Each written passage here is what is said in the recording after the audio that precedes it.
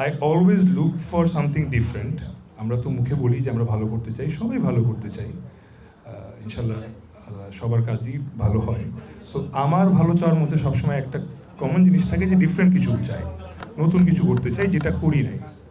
So কয়েকদিন আগেও দেখছেন নেহাল চরিত্রে, তার আগে দেখেছেন কবরে 6টা সাপ নিয়ে অনেক অনেক কিছু। সো প্রতিবার এই নিউ চ্যালেঞ্জ ফেস করা না আসলে আমার কাছে মনে হয় it's part of the art, যেটা আমি খুব বেশি এনজয় করি। অ্যান্ড এই তো, অ্যান্ড গল্পের প্রয়োজনে চরিত্র খারাপ। নীলার সঙ্গে প্রথম কাজ, এই নীলার সঙ্গে প্রথম কাজ কিভাবে হলো, কোথা থেকে হলো, কেন হলো, সব কিছু নিয়ে আসলে অনেক অনেক গল্প আছে।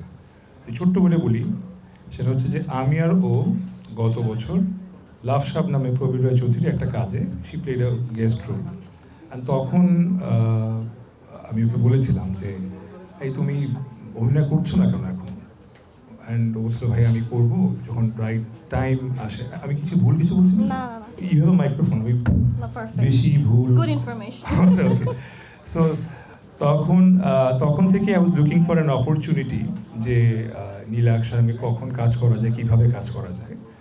অ্যান্ড এরপর কেম লাস্ট রোজার ঈদ, একটা মিউচুয়াল ফ্রেন্ডের বাসায় আমরা ঈদের দিন রাত্রেবেলা আমি গিয়ে দেখি নীলা ইজ দেয়ার। অ্যান্ড সামহাও তখন আই ওয়াজ অলরেডি প্ল্যানিং যে নীলার সঙ্গে একটা কাজ করব। এরপরে আমি বের হওয়ার পর জাস্ট 4-5 দিন পর রাখি আমাকে বলে ভাইয়া, ওর মোবাইলে একটা ভিডিও দেখায় যে উনার সঙ্গে কাজ করলে বা উনি কেন কাজ করতেছে না। সো সব কিছু আসলে একদিকে পয়েন্ট করছিল যে আমাদের আসলে একসঙ্গে কাজ করা উচিত। একটা সিন থেকেই আসলে ওই যেই সিনটা করেছিলাম লাভ সাবে, ওই সিন থেকেই আসলে আমাদের ফ্যান গ্রুপগুলো ভরে গেছিলো, ওর ফ্যান গ্রুপে আমার ফ্যান গ্রুপে, এভরিওয়ানস টকিং অ্যাবাউট যে ওনাদের একসঙ্গে কাজ করা উচিত।